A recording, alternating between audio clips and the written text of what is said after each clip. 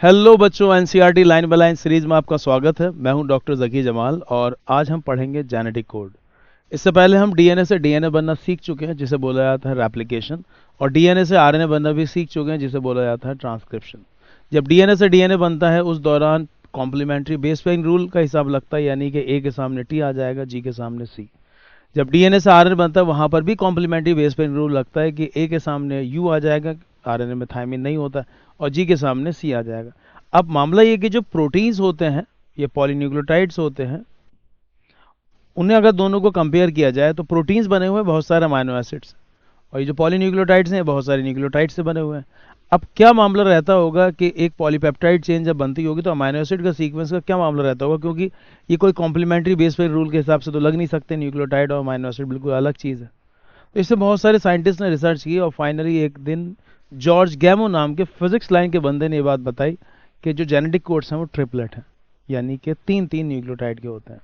और इन्होंने ये कॉन्सेप्ट निकाला परमुटेशन कॉम्बिनेशन से। हालांकि इससे पहले ये बात पता चल चुकी थी कि न्यूक्लियोटाइड्स चार होते हैं, चार टाइप के होते हैं, एडिन वाले, ग्वानिन वाला, साइटोसिन वाला और थायमिन वाला। आरएनए होगा तो उसके यूरेसिल हो जाएगा। और एक साइटोप्लाज्म में 20 टाइप्स के अमाइनो एसिड होते हैं। तो 20 टाइप के अमाइनो एसिड्स के लिए कितने जेनेटिक कोड्स होंगे, इस बात का अंदाज़ा परमुटेशन कॉम्बिनेशन से ऐसे लगाया कि अगर ये मान लिया जाता है कि जो जेनेटिक कोड्स है वो केवल एक ही न्यूक्लियोटाइड से बनता है तो टोटल 4 कोड होते हैं, लेकिन अमाइनो एसिड तो 20 है। अगर ये मान लिया जाता है कि जो जेनेटिक कोड है वो दो दो न्यूक्लियोटाइड्स के होते हैं तो यहाँ पर भी इन चारों में से कोई एक आ सकता था, एडिन, ग्वानिन, साइटोसिन, यूरेसिल, इधर भी। तो टोटल कोड होते 16, जबकि अमाइनो एसिड तो 20 होते हैं। अगर ये मान लिया जाता है कि जो जेनेटिक कोड्स है वो तीन तीन न्यूक्लियोटाइड्स के बने होते हैं तो पहली जगह इन चारों में से कोई भी आ सकता है, एडिन, ग्वानिन, साइटोसिन, यूरेसिल, इधर भी और इसमें भी, यानी कि टोटल कोड होंगे 64 और अमाइनो एसिड होते हैं 20। इस बिना पर ये बात मान ली गई कि टोटल कोड्स हैं 64 और 20 अमाइनो एसिड्स के लिए। और इन 64 कोड से 20 अमाइनो एसिड आ रहे हैं, यानी इससे ये बात भी समझ में आती है कि एक अमाइनो एसिड का एक से ज़्यादा कोड होगा। अगर एक अमाइनो एसिड का एक से ज़्यादा कोड होगा, इसे ही बोला जाता है degeneracy of genetic code. 64 codons होंगे टोटल जेनेटिक कोड, जिसमें से 3 स्टॉप कोडोन होते हैं और बाकी 61 कोडिंग कोडोन्स होते हैं, यानी 20 अमाइनो एसिड्स के लिए 61 कोड्स हैं। अब क्या सीक्वेंस रहेगा जेनेटिक कोड का, AUG से कौन सा अमाइनो एसिड आएगा, UUU से कौन सा अमाइनो एसिड आएगा, ये भी एक मामला था।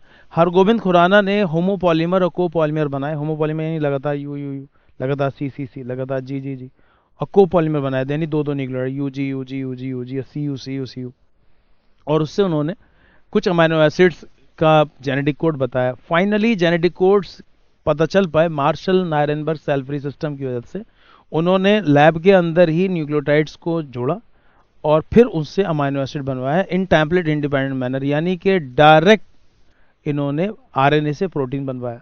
और जब यहाँ पर ये देखा गया कि अगर लगातार UUU का न्यूक्लियोटाइड्स का पॉलीन्यूक्लियोटाइड का एक आरएनए बनाया जाता है तो देखा यह गया कि जो अमाइनो एसिड की चेन बनी उसमें केवल फिनाइलएलेनिन अमाइनो एसिड था। ये बात तो जॉर्ज गैमो से ही कंफर्म हो चुकी थी कि जो जेनेटिक कोड्स हैं वो तीन तीन के हैं। लगातार यू लेने पर फिनाइलएलेनिन का ही अमाइनो एसिड का पॉलीपेप्टाइड चेन नज़र आ रही है। इससे ये बात समझ में आ गया जो फिनाइलएलेनिन है उसका कोड है 3 बार यू। और इस तरह से अलग अलग कॉम्बिनेशन बना के हर एक अमाइनो एसिड के पॉसिबल जेनेटिक कोड्स पता किए गए। तो इसका क्रेडिट जाता है जेनेटिक कोड ट्रिपलेट है जॉर्ज गैमो को। वो उनका एक अजम्पशन था, क्योंकि तो फिजिक्स लाइन के बंदे थे, कोई एक्सपेरिमेंट वगैरह नहीं था। हरगोबिंद खुराना ने होमोपॉलीमर कोपॉलीमर बनाए थे न्यूक्लियोटाइड्स के, उसके लिए उनको नोबेल प्राइज भी दिया गया। और फाइनली जेनेटिक कोड ट्रिपलेट्स हैं ये बताया मार्शल नायरनबर्ग सेल फ्री सिस्टम के द्वारा। और उन्होंने ही पहली बार ये बताया दुनिया वालों के कि ये जो फिनाइलएलेनिन अमाइनो एसिड इसका कोड होता है 3 बार यू। और फिर सीवेरो ओकोआ एंजाइम, ओकोआ एक पहली बार लैब के अंदर आरएनए बनाने का क्रेडिट भी इनको ज़्यादा है। इन्होंने एक एंजाइम डिस्कवर किया पॉलीन्यूक्लियोटाइड फॉस्फोराइलेज, इसे सीवेरो ओकोआ एंजाइम भी बोला जाता है। उसकी मदद से उन्होंने डायरेक्ट प्रोटीन सिंथेसिस करवाई, यानी इन टेम्पलेट इंडिपेंडेंट मैनर, यानी कोई ज़रूरत ही नहीं थी कि आपके पास डीएनए हो तब उससे आरएनए बनेगा प्रोटीन। टेम्पलेट इंडिपेंडेंट मैनर में उन्होंने बिना डीएनए की मदद से डायरेक्ट इन्होंने प्रोटीन सिंथेसिस करवा दी थी। खैर, मुझे जो बताना है कि जो क्रेडिट आपको याद रखना गैमो का, कि उन्होंने पहली बार बताया जेनेटिक कोड ट्रिपलेट है। उसके बाद हरगोबिंद खुराना का, उन्होंने होमोपॉलीमर कोपॉलीमर बनाए। और फाइनली जेनेटिक कोड को डिसिफर करने में मदद की मार्शल नायरनबर्ग सेल फ्री सिस्टम में। हालांकि सेवेरो ओको एंजाइम पॉलीन्यूक्लियोटाइड फॉस्फोराइलेज को भी इग्नोर नहीं किया जा सकता, उन्होंने भी इसमें अपना क्रेडिट दिया था। जेनेटिक कोड्स की कैरेक्टरिस्टिक्स पर अगर हम बात करें तो आपको याद करना है genetic codes are triplet, genetic codes universal होते हैं, यानी कि बैक्टीरिया से लेकर ह्यूमन बींग्स तक उस पर्टिकुलर जेनेटिक कोड से वही अमाइनो एसिड आएगा। हालांकि कुछ प्रोटिस्ट में और माइटोकॉन्ड्रिया के अंदर कोड्स में थोड़ा सा एक्सेप्शन देखा जाता है कि उस कोड से जो हमारे अंदर अमाइनो एसिड आता है, माइटोकॉन्ड्रिया में कुछ प्रोटीन में वो नहीं आता है, लेकिन ज़्यादातर के अंदर वही आता है। हम कह सकते हैं genetic code is nearly universal. MRNA का सीक्वेंस रहता है, उसमें 3-3 के न्यूक्लियोटाइड के सीक्वेंसेस से अमाइनो एसिड आते हैं, तो हम प्रोटीन सिंथेसिस में बहुत अच्छे से सीख लेंगे। तो यहाँ बीच में कोई कॉमा फुल स्टॉप नहीं है, यानी जो जेनेटिक कोड्स है वो कॉन्टिगुअस होते हैं, यानी बीच में कोई कॉमा फुल स्टॉप, कोई पंक्चुएशन नहीं होता। 61 कोडिंग कोडोन्स हैं, उनसे 20 अमाइनो एसिड आते हैं। इससे बात भी समझ में आती है कि जेनेटिक कोड्स में डीजनरेसी देखी जाती है, कि यानी कि एक अमाइनो एसिड के एक से ज़्यादा कोड होंगे। लेकिन अगर कोड AUG है तो हमेशा मिथियोनिन ही आएगा। अगर 3 बार यू है, यू तो हमेशा फिनाइलिन आएगा, यानी उस पर्टिकुलर कोड पर हमेशा वही अमाइनो एसिड आएगा। इसे बोला जाता है genetic codes are unambiguous and specific. तो हमें लाइन याद ही रखनी, जेनेटिक कोड्स ट्रिपलेट है, नियरली यूनिवर्सल है, डीजनरेसी देखी जाती है, एक अमाइनो एसिड के एक से ज़्यादा कोड हो सकते हैं, लेकिन उस पर्टिकुलर कोड पर हमेशा वही अमाइनो एसिड आएगा। Genetic codes are unambiguous and specific.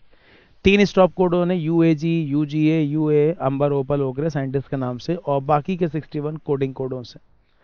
क्रिक नाम के बायोलॉजिस्ट ने, जो कि वाटसन क्रिक में भी आपने इनका नाम सुना था, उन्होंने बताया कि जेनेटिक कोड्स पे जो थर्ड न्यूक्लियोटाइड है उसकी ऐसी कोई खास वैल्यू नहीं होती, उसके चेंज होने पर अमाइनो एसिड चेंज नहीं होता है। उसे बोला गया wobble position, third amino acid की लोकेशन को, और इस हाइपोथेसिस को बोला गया वोबल हाइपोथेसिस। डीजनरेसी होने की एक बड़ी वजह यह भी थी। एक बार देख लेते हैं एनसीईआरटी में क्या बताया गया। During replication and transcription, a nucleic acid was copied to form another nucleic acid. जब रेप्लिकेशन और ट्रांसक्रिप्शन होता है, डीएनए आरएनए बनता है, एक न्यूक्लिक एसिड से कॉपी बन जाती है दूसरे न्यूक्लिक एसिड की। Hence these process are easy to conceptualise on the basis of complementarity, और आप इन्हें आसानी से समझ सकते हैं कॉम्प्लीमेंट्री बेसिक रूल से। The process of translation requires transfer of genetic information from a polymer of nucleotide to synthesise a polymer of amino acid.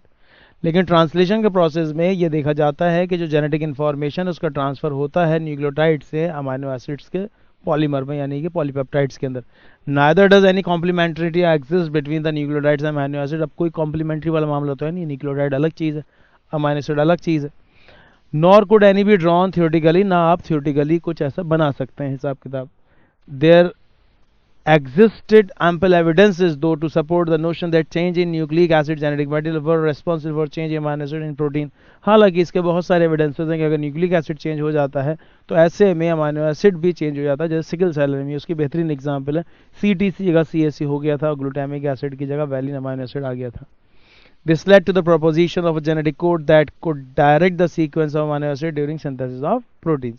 If determining the biochemical nature of genetic material and the structure of DNA was very exciting, the proposition and deciphering of genetic codes were most challenging. यहाँ से एक सवाल बन सकता है कि the proposition and deciphering of genetic code were most challenging। उसकी वजह in a very true sense it required, इसमें ज़रूरत पड़ेगी कई फील्ड के लोग, scientist, several disciplines for example, इसमें फिजिक्स लाइन के बंदे की ज़रूरत पड़ेगी, ऑर्गेनिक केमिस्ट्री की बंदे की ज़रूरत पड़ेगी, बायोकेमिस्ट्री बंदे की ज़रूरत पड़ेगी, और जेनेटिसिस्ट की भी।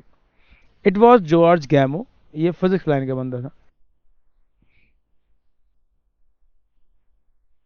था। फिजिक्स सवाल पूछा जा सकता है किस फील्ड के थे। Who argued that since there are only 4 bases, क्योंकि 4 ही प्रकार के नाइट्रोजनस बेस होते हैं, if they have to code for 20 amino acid, और अगर इनसे आपको 20 अमाइनो एसिड का कोड तैयार करना है, the code should constitute a combination of bases, तो कुछ कॉम्बिनेशन ही बन पाएगा बेसिस का। He suggested that in order to code for all the 20 amino acids, the code should be made up of 3 nucleotides। तो पहली बार ये जो assumption दिया था कि जो जेनेटिक कोड्स आर ट्रिपलेट, वो जॉर्ज गैमो ने ही दिया था। ये सवाल नीट में आ चुका है। This was a very bold proposition because a permutation combination 4⁻³ 4 into 4 into 4 generate 64 codons।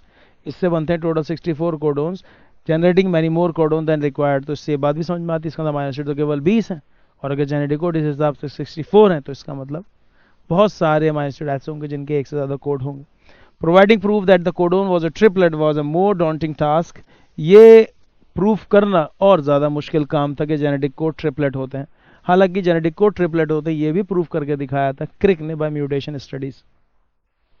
इसलिए कहा जाता है कि डीएनए और प्रोटीन के बीच के रिलेशनशिप को बहुत शानदार तरीके से म्यूटेशन के जरिए समझा जा सकता है। The chemical method developed by Hargobind Khorana, Hargobind Khorana के बारे में यह बात हो रही है। इन्होंने होमोपॉलीमर और कोपॉलीमर बनाए, यानी कि न्यूक्लियोटाइड्स को जोड़ दिया, जैसे लगातार सेम न्यूक्लियोटाइड जोड़ दिया, या फिर कोपॉलीमर, ये यूजी यूजी यूजी यूजी। तो जब उन्होंने दो डिफरेंट वाले जोड़े तो फिर 3-3 के हिसाब से अलग अमाइनो एसिड दिखे, और सेम थे तो उसमें अलग अमाइनो एसिड दिखे। तो बहुत सारे अमाइनो एसिड का ट्रिपलेट कोड पता चल पाया। अब instrumental in synthesizing RNA molecules with defined combination of bases, homopolymer and copolymer. Marshall Nirenberg cell-free system. Marshall Nirenberg cell-free system for protein synthesis. ये सवाल पूछा गया है कई बार। Finally help the code to be deciphered.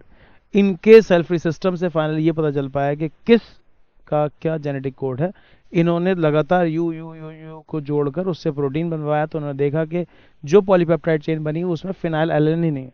तो यहाँ से समझ में आया कि इसका अंदर फिनाइल का कोड है 3 बार you. Severo-Ochoa enzyme, polynucleotide phosphorylase का नाम है, was also helpful in polymerizing RNA with defined sequences in template independent manner. इन्होंने इस एंजाइम की मदद से क्या किया, सेवेरो-ओकोआ ने आरएनए बना दिया। मतलब कि जैसे आरएनए को और न्यूक्लियोटाइड को जोड़ने के लिए आरएनए लाइगेज चाहिए, नॉर्मली डीएनए से आरएनए बनता है। इन्होंने बिना टेम्पलेट इंडिपेंडेंट मैनर में, यानी बिना डीएनए की मदद से डायरेक्टली न्यूक्लियोटाइड्स को जोड़ दिया। एंजाइमेटिक सिंथेसिस ऑफ आरएनए, सीधे न्यूक्लियोटाइड को जोड़ा। Finally a checker board for genetic code was prepared. यहाँ पर आप देख सकते हैं एनसीईआरटी में टोटल 64 कोड्स से बताया गया है कि किस कोड से कौन सा अमाइनो एसिड आएगा। कुछ आपके यहाँ मतलब के हैं, जैसे कि फिनाइलिन पहला कोड डेसिफर हुआ, लेकिन फिनाइलिन के 2 कोड हैं, यू यू यू और यू यू सी। AUG बहुत इंपॉर्टेंट है आपके लिए कि ये स्टार्टिंग कोडोन भी है। जब भी कभी प्रोटीन सिंथेसिस होगी तो जो हमेशा पहला कोड होगा वो AUG होगा। इसे इनिशिएटर कोडोन या स्टार्टिंग कोडोन भी कहते हैं। और इसके अलावा जब जब AUG आएगा तो अमाइनो एसिड आता है मिथ्योनिन। तो ये कहा था कि इसके डुअल फंक्शन है, मिथ्योनिन आएगा।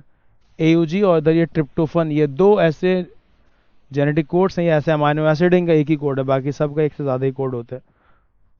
3 स्टॉप कोडोन है, UAG, UGA और UAA। इतना तो कम से कम आपको याद होना चाहिए। वैसे तो पूरा जेनेटिक कोड्स का आपको चार्ट बिना देखे याद होना चाहिए, उसका एक ट्रिक है जो इंशाल्लाह आपको किसी दिन अलग से वीडियो में समझाएंगे। कुछ इन्होंने फीचर्स बताएं, सेलेंट फीचर जेनेटिक कोड के। The genetic code is triplet, 3 से बना होता है। 61 codon, code for amino acid. 61 codon है जिनको हम कोडिंग कोडोन कह सकते हैं, जिनसे अमाइनो एसिड आते हैं। 3 कोडोन है जो कि किसी अमाइनो एसिड को कोड नहीं करते हैं, वो स्टॉप कोडोन या नॉनसेंस कोडोन कहलाते हैं। वो 3 है, UAG, UGA, UA। इस पर भी सवाल आ चुका है, स्टॉप कोडोन यू से स्टार्ट होते हैं। कौन कौन से? UAG अंबर, UGA ओपल, UAA ओकरे।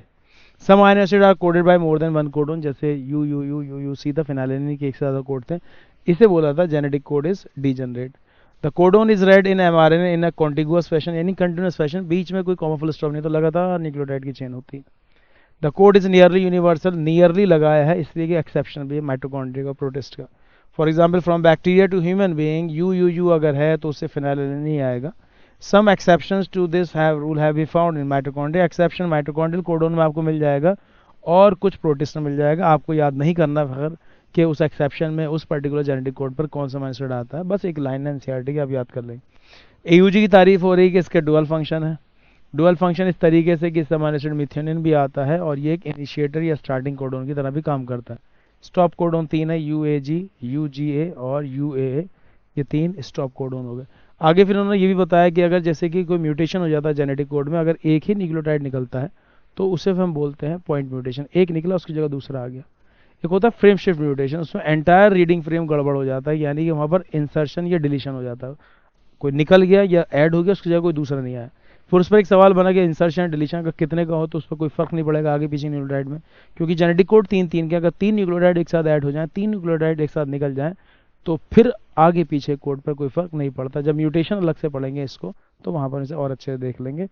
वीडियो उम्मीद है कि आपको अच्छी लगी होगी, समझ में आई होगी। अगर कोई भी पॉइंट आपको क्लियर नहीं हुआ तो आप मुझे नीचे कमेंट सेक्शन में लिखिएगा और मैं आपको इसका जवाब जरूर दूंगा। बेस्ट।